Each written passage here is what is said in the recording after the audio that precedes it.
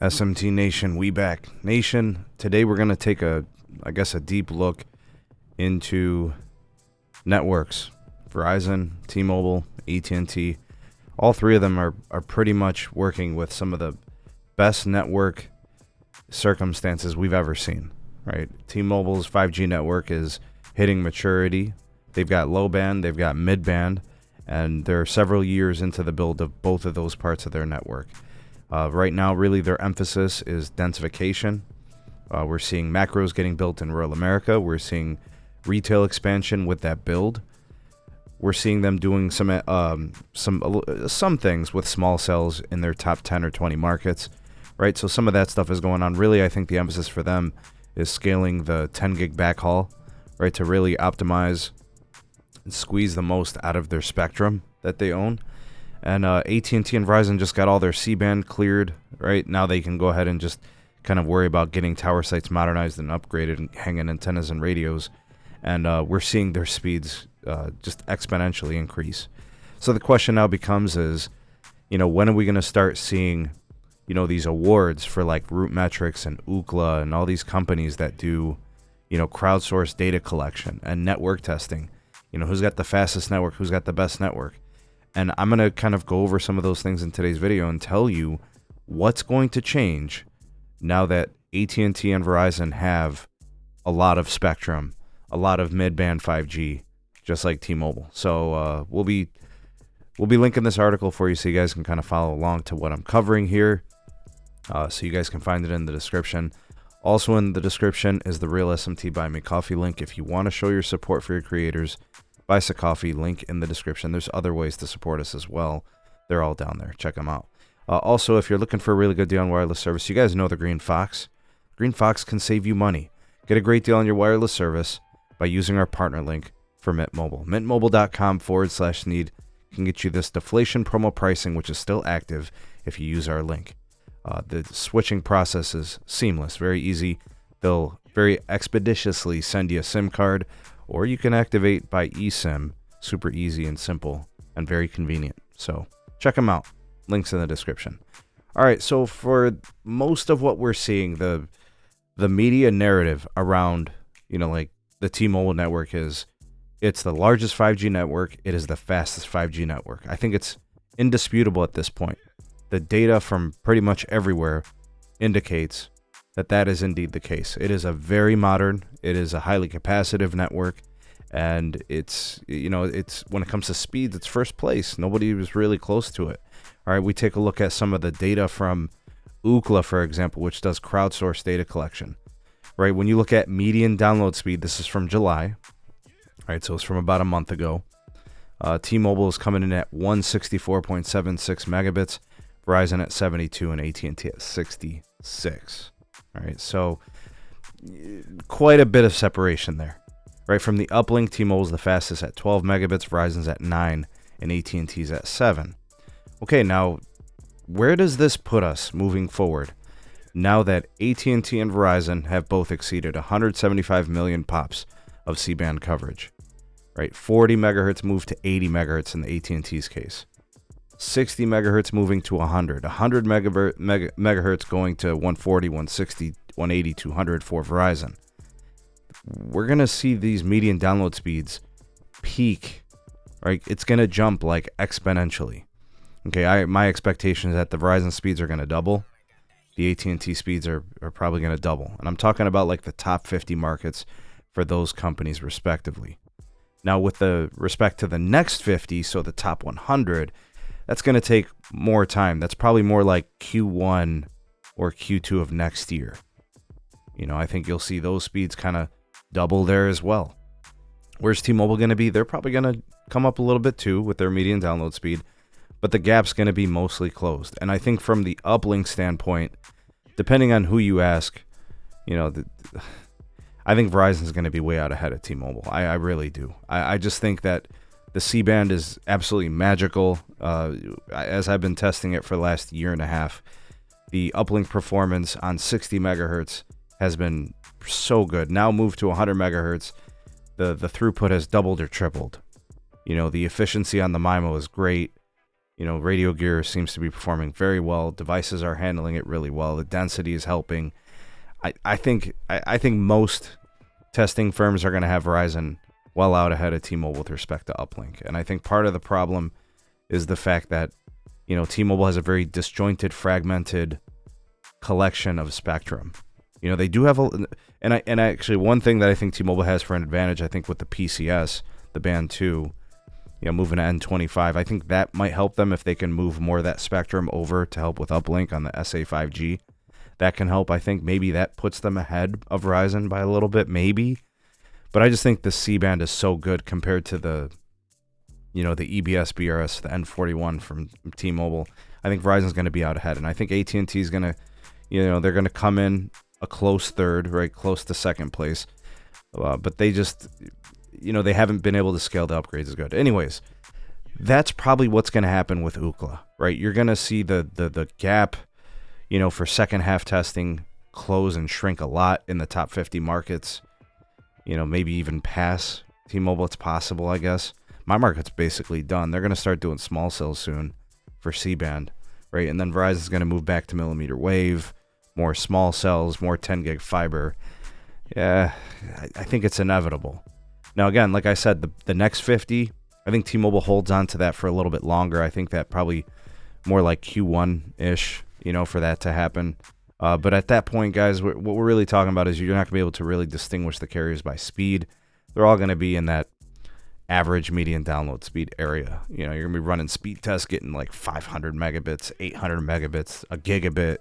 I mean, people are showing me 2 gig speeds on Verizon N77. I'm like, what the hell's going on here? It's crazy. And T-Mobile's been doing this, 1.3 gigs to 2 gigs, with proper backhaul, 10 gig fiber circuits and all the spectrum assets and good RF, parameters and conditions.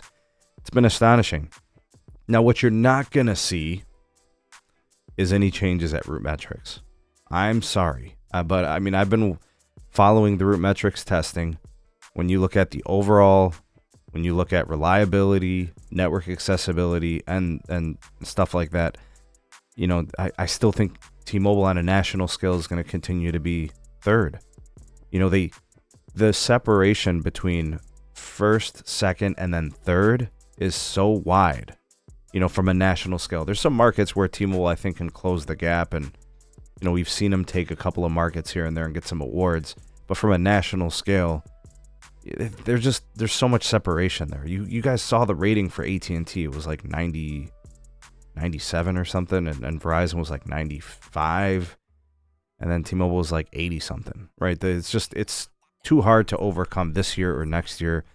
I think at the very earliest when it comes to Root, even putting T-Mobile in an argument to be the national best, we're likely several years away.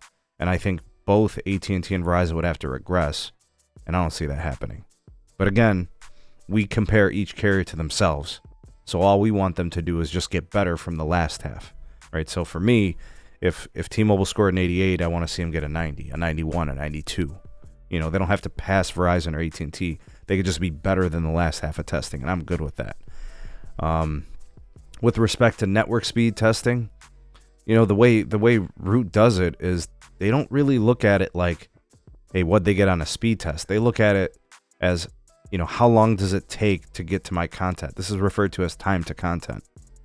And some of that has to do with peering agreements. Some of that has to do with, server availability. Some of it has to do with fiber circuits. There's a lot of back-end stuff that, some carriers have trouble with, and I don't know if that's really going to change. Calling is still a problem, right? So RootMetrics it's probably going to be more of the same. If you want to make an argument, Verizon might pass AT&T, I'll entertain that, but I don't think any of that's going to change. C-band is only going to make Verizon and AT&T better when they're already number 1 and number 2 nationally, right? And Verizon has already shown a propensity, already improving states, right? They're king of metros. Now they're improving states. They might pass AT&T for the states next half, possibly.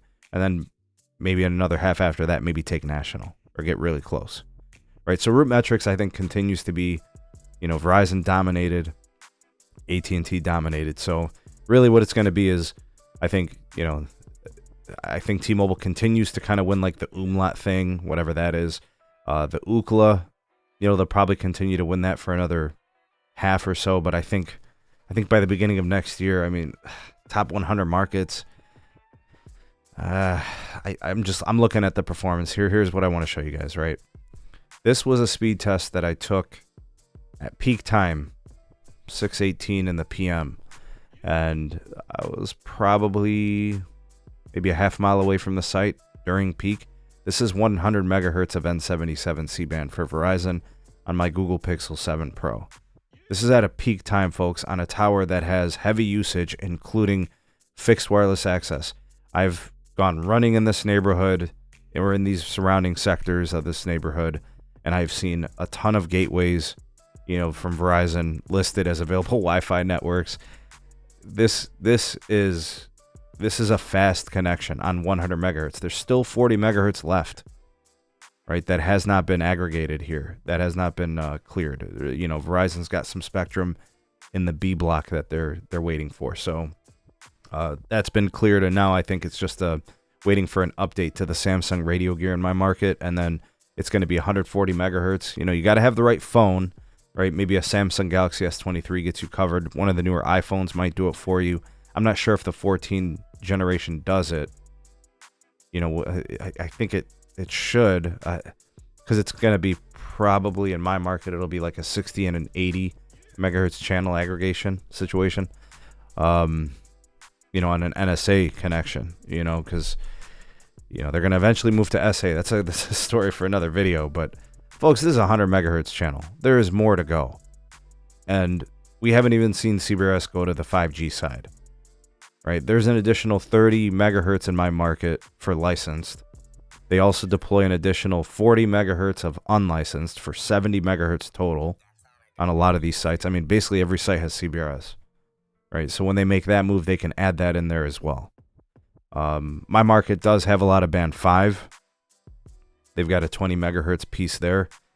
They've got 5 megahertz of band 2. They've got 20 megahertz of AWS. They've got 10 megahertz of band 13. They got spectrum to play with. And I don't know. I just, the way I'm looking at it, folks, maybe T-Mobile continues to win Ookla for one more half. Maybe. I don't think it's going to be very long.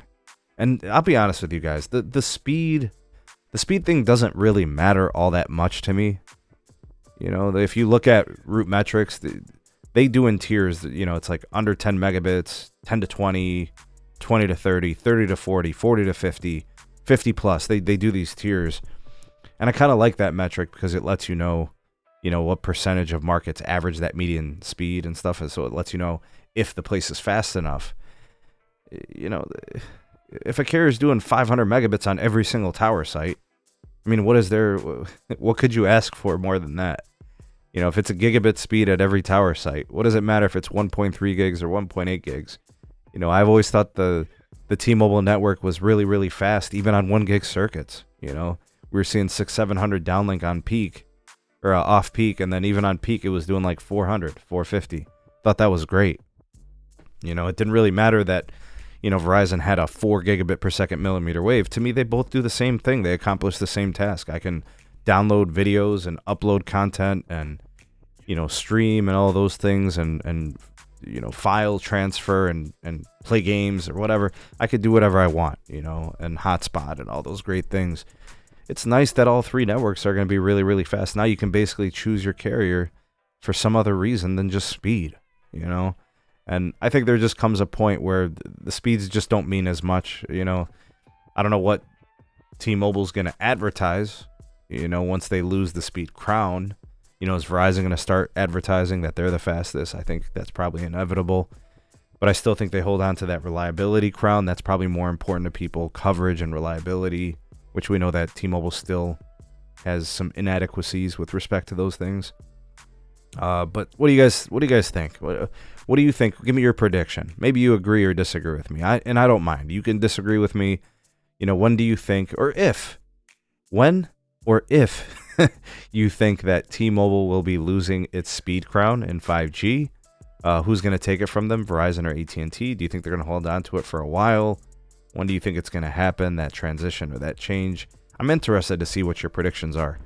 You will not get, castrated in the comments section for having your own opinion. Most opinions are just that, and as long as it's shrouded in logic and reasoning, I think we can all respect each other's opinions. But comment down below. Hashtag 5G, hashtag Verizon, hashtag T-Mobile, hashtag AT&T, whatever you guys want to do there. Let me know what you think of all this content in today's video. Love to hear what you guys have to say on this. You're all the voice of the people, the SMT Nation. Let your voice be heard.